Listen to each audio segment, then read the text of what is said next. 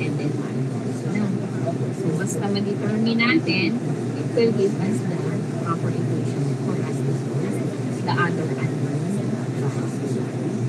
Okay po, then there are two possible ways of obtaining the perpendicular. So, one way po is hanapin natin yung value ng theta and then gamitin natin ito. Okay? Katulad ng ginagamit natin sa iba. So, kung ito ang ating hahanapin, another way, equal ito sa perpendicular. So, using the angle theta, it is the opposite of the theta. So katawan lang po yan to find the value. That's why if we have to find another method. Alright. So, last time, pinag-usapan natin yung pressure. Ngayon, pag-uusapan naman po natin yung ating mass. Now, nabanggit ni Sir nung nakaraan nating discussion, we have 3 different types of system. Nandun yung ating centimeter, gram, second system. Tapos, meron din tayong meter, kilogram, second system. At of course, yung ating English system. Naalala tayo yung doon sa presentation ni Sir? Pag sinabi natin naman pong mass, si mass po, pagdating po kay mass, meron po tayong dalawang uri ng mass na tinatawag. So, nandyan po yung ating mass, as in the mass in unit amount, and the other one po ay yung ating mass in unit weight. Okay? So si mass at si mass weight po ay magkaiba, specifically pag ang pinag-uusapan natin ay si SI unit at si English unit. Sabi po dyan, it reads. Nagpe-present ka po ng screen ng Sir? Equals vector A. Okay, naka-tablet lang kasi ako. Sorry. Okay. So, pag sinabi po nating mass, for example, in SI unit, we have what we call as our kilogram mass. Also, we have what we call as our gram mass. Hinahanap natin. No? So, they are in unit mass. Pero pagdating natin kay English, yung ating pong tinatawag na unit ay slug. At ang simula ina. Okay? So slug. Pag sinabi po natin slug, so si slug siya po yung nagiging base mass unit or per unit amount kapag po English unit. At mayroong kasama. So, it is a British and US customary system na nagde-define po ng pag-accelerate ng 1 foot per second when a force of 1 pound is exerted on it. Ibig sabihin, si slug po, di ba meron tayong formulang force is equal to mass times acceleration. Pag sinabi nating slug, that is the force exerted in unit of pound force in every feet per second. No? So, yun po yung ating slug. Pero this is in unit mass. Okay? Then, kapag dating naman po natin ng mass weight, pag sinabi nating mass weight, this is the mass that is already affected by our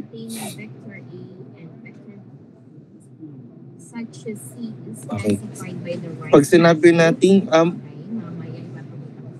mass weight, this is affected by points to the direction C by gravitational pull or by gravity po.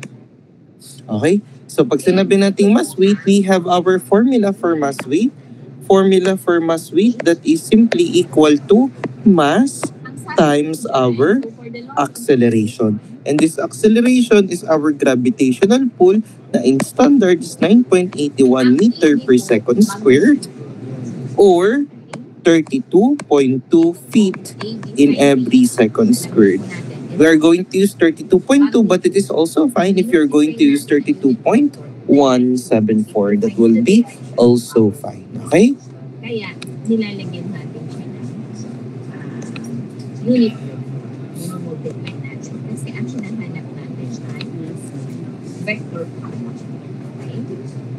So, sa loss of operation, we also have here the commutative ng ating cross product. So, ipapakita po natin mamaya sa right-hand rule kung paano cross product ng ating mga books. Okay?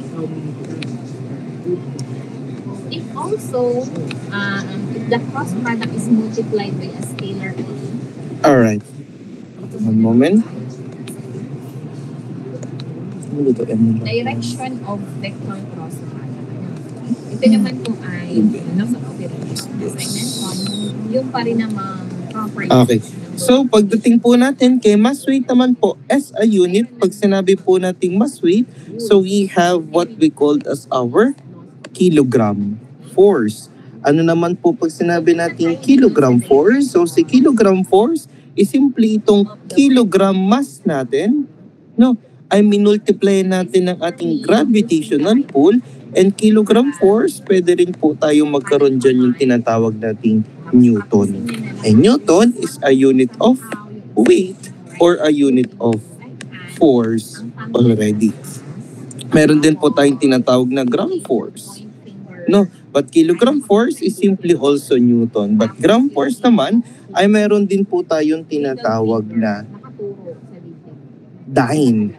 No, kung may kilogram force is 2 Newton, gram force naman ay yung tinatawag po nating dyne. So si dyne po, ang unit natin ni dyne ay gram mass centimeter in every second squared. While si Newton naman po is kilogram meter per second squared. Okay, kilogram mass. So tatandaan ibang kilogram mass sa kilogram force. Okay, let's proceed with English. Pagdating naman po natin kay English unit, nandyan po yung ating slug, imumultiply natin sa feet per second squared. Diba sabi natin, ang unit natin ng slug is pound force in every feet per second. So imumultiply natin ng feet per second. So ang matitira na lang sa atin ay yung tinatawag natin pound force. Okay? Pound force. Sa ating module din, nandun din yung iba't iba pa nating units na pwede nating magamit when it comes to masses po. So pagdating natin kay mass, nandyan po sa atin ay yung, ito conversion na lang to ha. So malinaw ito, yung ating mass weight at yung ating mass, yung pagkakaiba nilang dalawa. So meron tayong conversion, in every 1 Newton, meron tayong 0.225 pound. This is obtained from in every 1 kilogram mass is equal to 2.204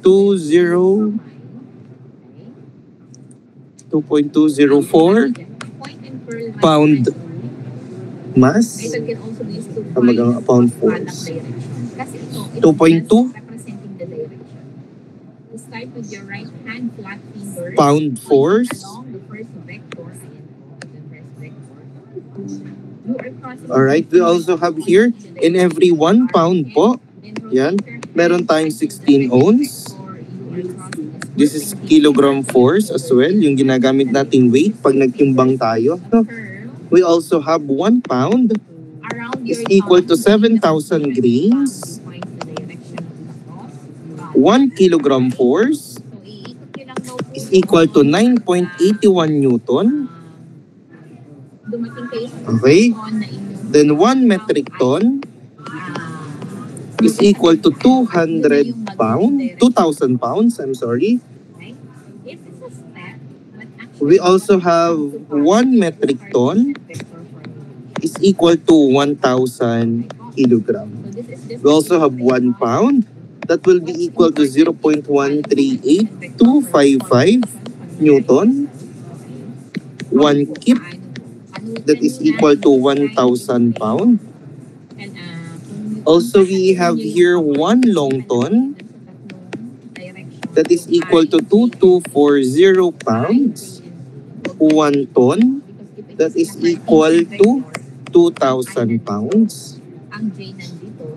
And 1 kilogram, that 2.204 pound. And 1 pound force is equal to 0.4536 kilogram force. Vector formulation. Okay? So ito po yung ating ilang mga conversion about our masses. Meron pa ba? Product of two perpendicular is 1. Anong conclusions? Okay, doon tayo sa relationship po ni kilogram force. Is equal to ano po yun? I cross product mo kay A ang sagot ay ibig sabihin umikot. Okay na pala, nandito na. Kilogram force papunta kay Newton ay 9.81. Ito na pala.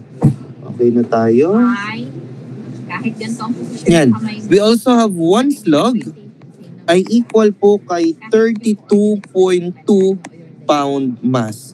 Dito po lumalabas si pound mass. Okay? Mapa 3 finger measurement. Okay. How about pagdating po natin kay gram force? Every 1 gram force ay equal naman po kay 980.66 dynes. Anong unit ng dynes natin? That's gram, centimeter in every second square. Same direction or you dot product the same vector by itself, the magnitude is grams. Okay? Dito po, dahil direction ang pinag-uusapan. Okay? Kumbaga, Okay, so let's try a sample problem po from your module for masses po. Direction, for example, eye to eye, walang nagaganap. Ano? Kumbaga, walang direksyong mangyayari. Okay? Bakit nang sa that product, magnitude? O yan, ito. So, we have what is the mass in grams and weight in dynes and in kilogram. Para baga, may pumipit, What is the mass in weight in dynes walang nangyari. and in gram force? O bago ito, magdagdag muna tayo ng isa para dun muna tayo sa medyo madali. Ay. Kung mapapansin nyo, I dot May sagot na naman yun, so mamaya ay mas madali na I yun. cross I equals Insert. 0. J Okay, cross J so here, I will provide you a simpler problem muna bago tayo dun sa medyo mas madagdag na madaming conversion. So, what is the weight? So, I have here, weight. N. Ang sabi, J cross to I. So, what is the weight Cross to I. Ang sagot daw ay negative. of a 66 kilogram mass Clockwise direction. of man Na, yun lang ang tatay. at standard condition? Counter or clockwise direction. So, express Your unit vector is the unit answer your unit vector is positive. Kapag ito ay counter. in kilogram force Cross product and Newton. Yan, conversion lang po ito, no? Ito yung medyo mas mababaw. So what is the weight of a 66 kilogram mass man at standard condition? Express answer in kilogram force and Newton. So we have your 66 kilogram mass. Gagawin daw po natin kilogram force to convert it into kilogram force times, punta tayo dun sa ginawa nating conversion. Either positive, saan ba kung Pwede tayong, nasa yung sinulat ni sir? It's just the Yan na naman, nalipat na naman ang page. May another one. Yan. Okay. So, kilogram force, identify natin kung merong conversion ng kilogram mass going to kilogram force, or we could convert it first into what we called as Newton. So, the best one is to convert it first into Newton. Okay, paano natin i-convert sa Newton ito? We know that force is equal to mass times acceleration or gravitational pull. So, i-multiply lang natin siya ng ating gravitational pull na equal po kay 9.81 meter per second squared. So, our answer will be,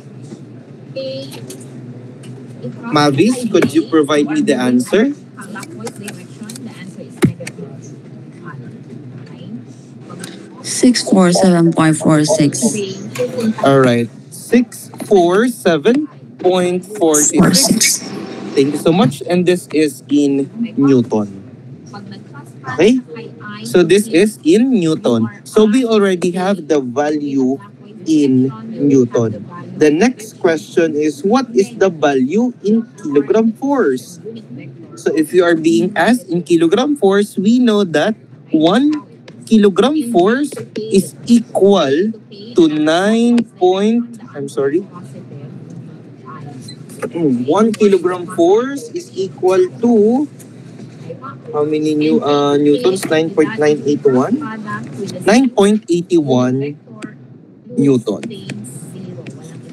So therefore, we could also say, if it is being asked for kilogram force, that is also 66 kilogram force. Because, let's see, para mas maging malinaw, let's see the conversion.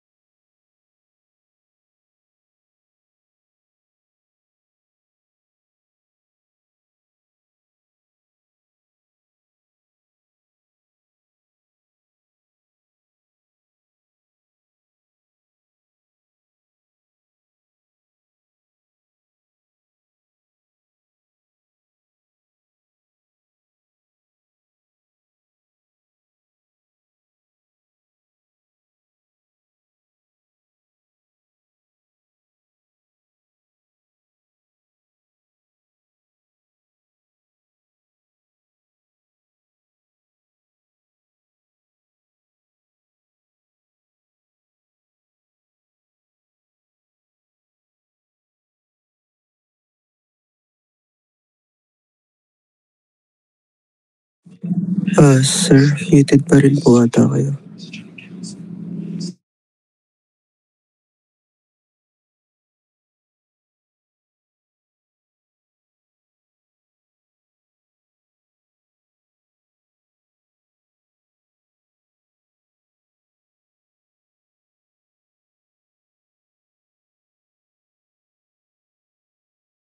Sir, nakamute po ata kayo.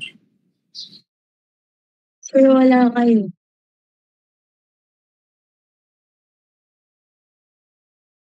Sir, mute po.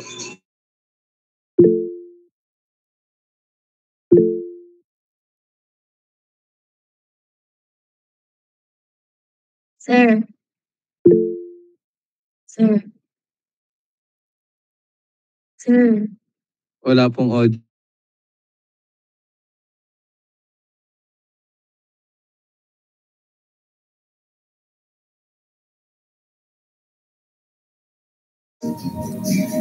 Sir, nakamute kayo, sir.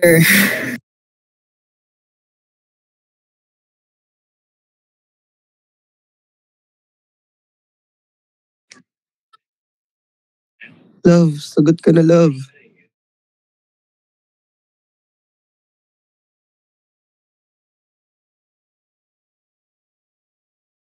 Eh, hindi ka naman marinig. Wala kang sa sinasabi mo.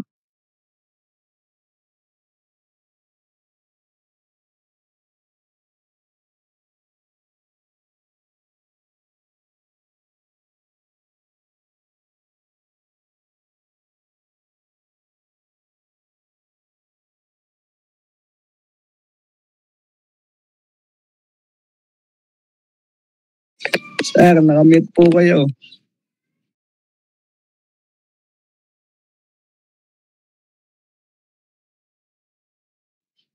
Guys, bili na kayo itlog.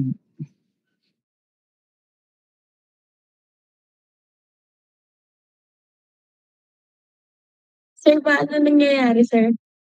Sinabi.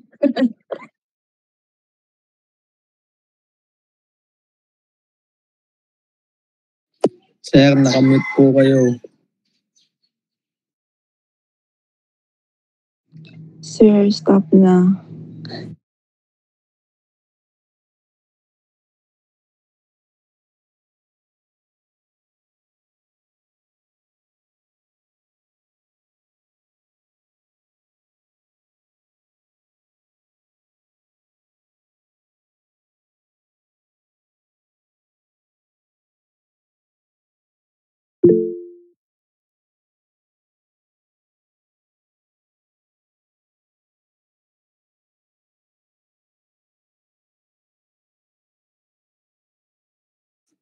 Sir, Si kanina Sir, po po hindi yung ko pinapansin.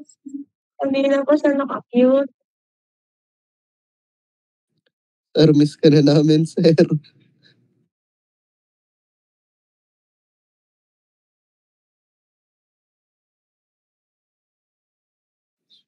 Sir, kanina pa po kayo nakamute. Ano ba naman yan? Hindi nyo sinasabi. Tapos kanina pa kami nagsasabi. Sir, kanina po. Sabi, kanina po kami nagsasabi. Nawala na internet. Na-disconnect ako. Pagka-disconnect ko, pagka-connect ko, naka-mute naman yung screen dahil di ka nagdo-double screen ako. Pag naka-open yung sound dito, nagbabibrate dun sa ano. Ay, naku. Ulit. Take two. Kaya pala natawa, hindi mo lang kayo nagsasabi. Iba naman yan. Alright. Ulit. Okay. Kunwari, kakabalik ko lang. So, the weight of an object is 50 pound. Dahil sinabi po natin na weight, then we considered it already as our weight force or in pound force. Okay? Also, we know that our gravitational pull, because on the problem, the weight of an object is 50 pound force. What is its mass at standard condition? Express your answer in pound mass and slug. So we are asked to convert our 50 pound force into pound mass and also into slug. Okay? So provided tayo na gravitational pull is equal to 32.2 feet per second. And also we know from our conversion earlier that one slug is equal to 32.2 pound mass. Okay? So let's start first having this formula. So this is our formula to obtain what we called as our pound force. So pound force is equal to slug as a unit multiplied to gravitational pull. Okay? Then we have 50 pound force, our slug that is being asked or being looked. Then we have our gravitational pull of 32.2 feet per second. Then transposition lang po, transpose lang natin into the other side. So we have 50 pound force divided by 32.2. That is equal to 1.55279531 slugs. And this is our mass. Again, when we say slug, that is the base mass form of English unit. Okay, let's now identify in unit of pound mass. So obtaining the pound mass, we have 1.55279531 slugs times in every one slug, we have 32.2 pound mass in unit mass. So our mass in unit mass is equal to So if you are to determine the components of iron, 50 pound mass. Sir, bakit na naman po katulad? That is because on the same scenario with our kilogram force and kilogram mass, when you check, no, so when you check on your weighing scale, so the value provided, that is already your kilogram mass, but that is also affected by gravitational pull, so that is also your kilogram force. That is your pound mass, and that is also your pound force. the components of two. Okay? I've seen nyo naman yung kanyang kasamahan. Question po? Tapos, ang matitira, Clarification?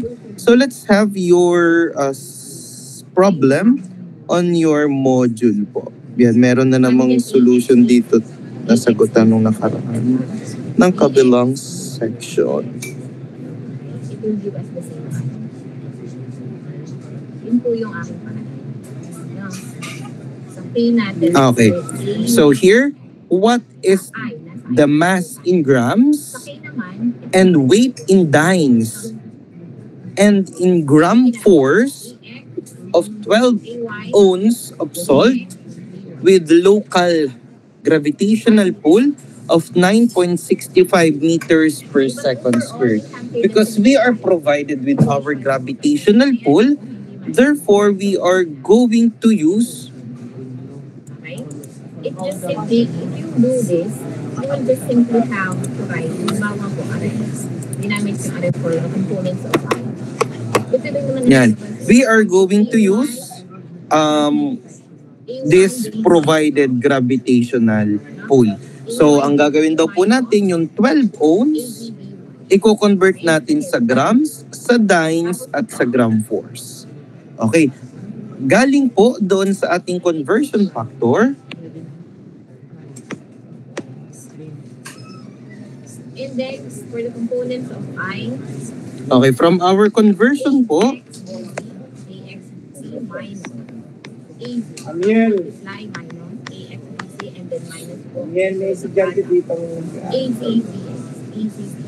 for our conversion po, we have in every 1 pound mass, 1 pound That's how we do the cross product ng two vectors sa ating determinant. mass, okay?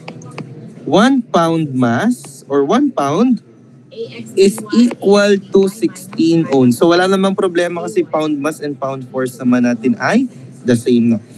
1 pound mass is equal to 16 ohms. Another one po, when we say dynes, dynes is equal to 1 gram centimeter Follow place after determinant the cross product as related in every second squared. And when we say gram force, so gram force is simply, we are going to divide, let's see yung ating conversion for gram force here. So when we say gram force is equal to 980.66 dynes. Gram force is equal to 981 dynes. For a simpler one, 981 dynes. So 1 gram force is equal to 981 dynes. Okay? So let's proceed with our conversion. So 12 ounce. No, 12 ounce or ounce. Conversion factor in every 1 pound, we have 16 ounce. Okay, so divided by 16 ounce. So we already have our unit of pound mass. We also have our conversion in every 1 pound. We have 2.204. Baliktad si sir.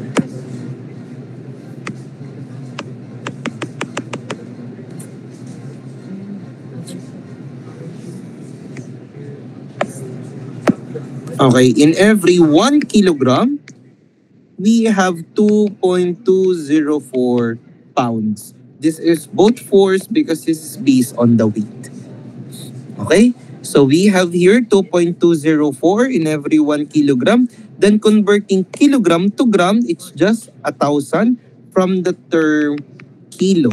So kilo means 1,000. So converting, we are able to obtain 340.29038811 grams. Na-convert pa lang po tayo. Okay? Using this gram, we try to obtain our dynes. So what we are going to do, because we already have the gram unit, so grams, mass in grams, okay? So we are just going to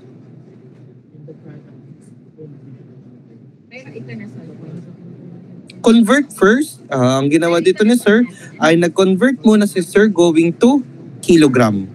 So just going back to kilogram, divide by 1,000.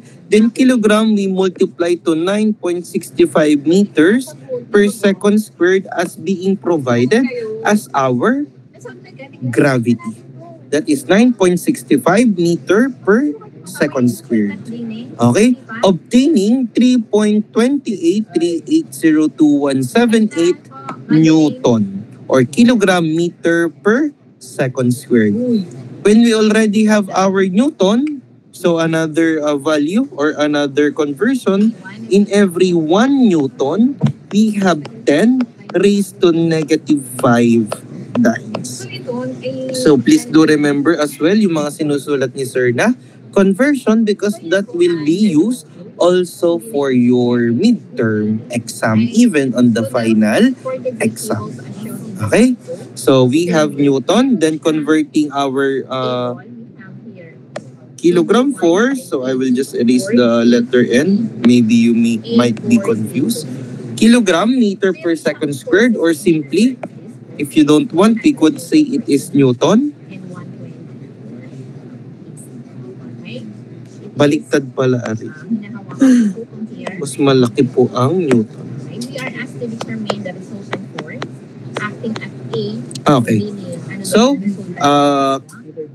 converting, so we have 3.280217 Newton times in every 1 dyne we have 10 raised to negative 5 Newton. So cancel Newton, we are able to obtain 328,380.2178 dynes.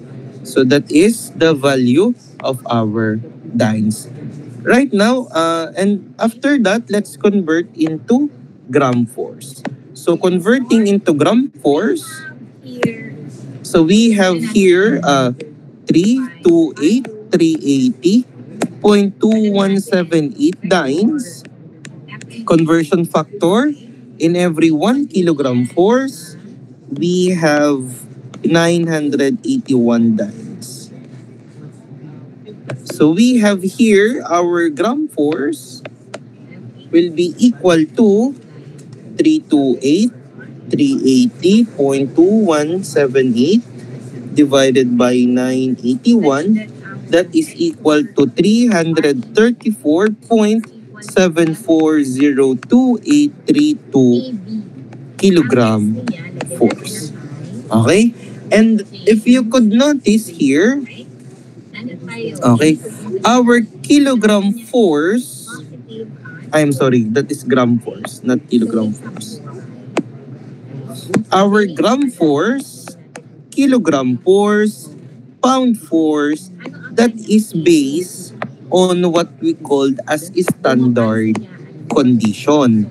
But it changes if we are talking about different gravitational pull. Okay? So kilogram mass is equal to kilogram force if we are talking standard condition. But kilogram mass is not equal anymore with kilogram force if we are talking a different condition. Okay? So let's have another one. This is log. Okay, so last problem. So we have here, sige dito na lang isusulat ni sir. So a mass, let me just copy. Paano ba mag-copy?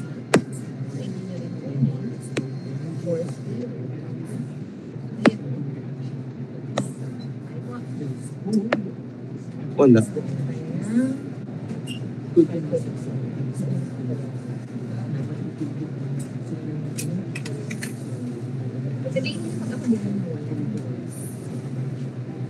Yeah.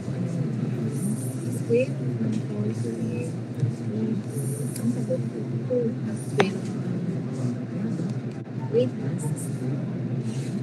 Ang x po natin ay 4.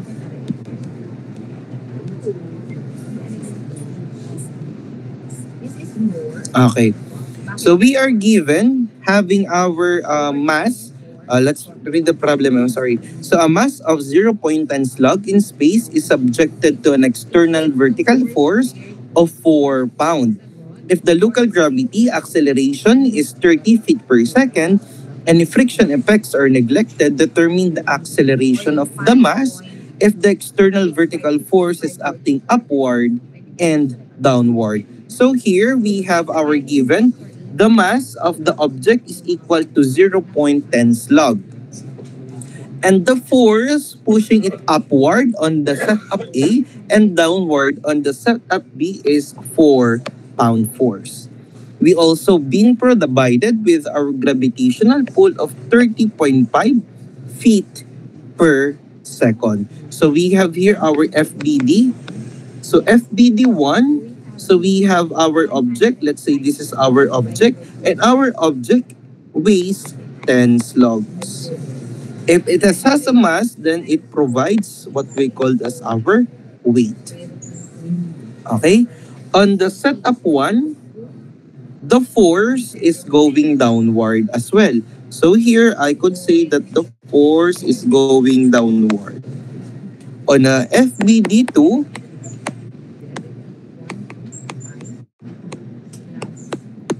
the force is now going upward. So this is the two setup that we are going to calculate. And for us to calculate, we should have the summation of forces which will be equal to 0 to make it floating. Kasi binanggit naman na floating yung ating problem. No? So for this one, let's first obtain our value of weight. To obtain the weight is simply mass multiplied to the gravitational pull. Our mass is 10 slug. Our gravitational pull is equal to 30.5 feet per second. So we have 30.5 feet in every second. So we have here 30.5 times 10. That is 305 pound force. I'm sorry. Ito na naman si sir. This is 0.10. Nag-iiba na naman. Nawawala na naman yung mga 0 point. Yan. So this should be 0.10. Okay. So we have here 3.05 pound force. Okay. So setup number 1 tayo. Oh, setup number 1. So summation ng forces natin, parehas silang pababa. Ibig sabihin, force, let's say here, summation ng forces, we're going down is positive, is equal to 0. So summation ng forces is equal, so 0.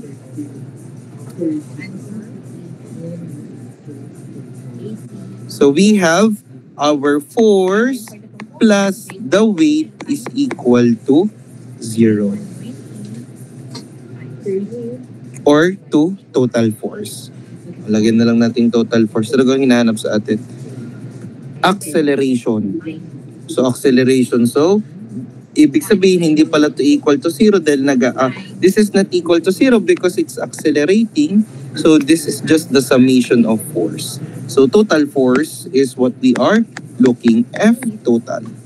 So this one we are looking for F total.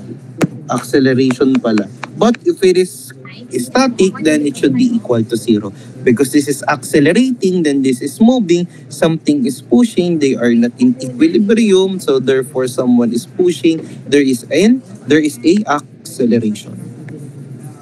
Okay, force total. So we have our force equal to 4 pound force plus 3.05 pound force is equal to 7.05 pound force.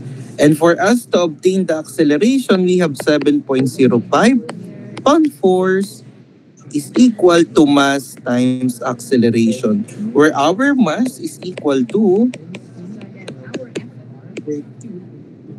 0.10 slugs times our acceleration.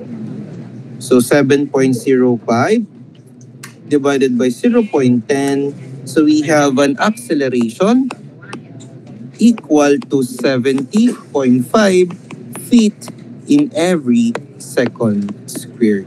That is for our number 1. 70.5 feet per second squared. How about if the force is having our setup number 2? So if it is setup number 2, let's continue this one. Setup number 2, so this should be force minus our weight. Going down, so negative force plus weight. Because we say here, going down is positive, the force right now is going up, that's why it's negative. So negative 4, so what will be our value? So that will be 1.05 pound force. 1.05 pound force. Therefore, the acceleration will be 10.5. So we have here 10.5 feet per second squared for the other scenario. Why only 9.5? 4 minus 3.05 is only 0.95, not 1.05. This is 0.95. 0.95 divided by 0.10, that is 9.5. 9.5 feet per second. So we have here 9.5 feet per second. Alright? Question? Question, mga idol? May tanong po. Clarification? Violent reaction? Okay, so if none, let's have a quick attendance po before I let you go. Before I let you go, oh, na na na. Gusto nyo ba sa exam ibibigyan ko na lang kayo ng conversion factor? Yes po. Kung makayes po. Kapag nakita kong maganda ang result ng quiz number 1 nyo, I will let you use conversion table sa ating exam. No? I will be allowing kapag magandang result ng ating quiz number 1. And quiz number 1 is conversions as well. Para maging kampante naman ako na okay lang na ibigay. Today is And we have paid the F. I've opened. okay, can I have Acuña, Gabriel? Present po. Alagya, Present po. Atienza, Present po. Botones, Present po. Flower, Present po. Cabral, Camba, Present po. Carpio, Present po. Tiger, ayaw Tiger, De Leon, Present po. Ipasupil, Present po. Evangelist, Evangelista, Ano ating J? That is Geroleo, Present po. Gregorio, Present po. Makasinag, Present. Mamuwag, Present po. ay Mamawag pala yun. Ano ga? Tama naman di ga? Mamawag. team. Martinez, Mendoza, Michael, Present. Nitura, Nathaniel, Present po. Orense, Jason, Present po. Ortega, John Lee, Present po. Pagkaliwagan, Jonel, Present po. Patriarca Ralph, Present po. Mavis, Present, sir. Pilas, Present, sir. Pilas, Present, sir.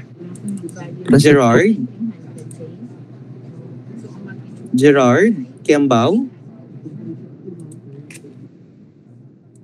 Ramirez, Russell. Present po. Duanog. Present po. Robles. Present po. Saludo. Saludo. Going once, going twice. Suwarnaba. Tolentino. Present po. And Remolar. Remolar, Mark, Dawson, going once, going twice, going twice. Okay. So everyone, thank you so much for attending this 1 hour class. I do hope you have a very great week ahead and see you on Friday mga idol. Bye-bye po. Love you po.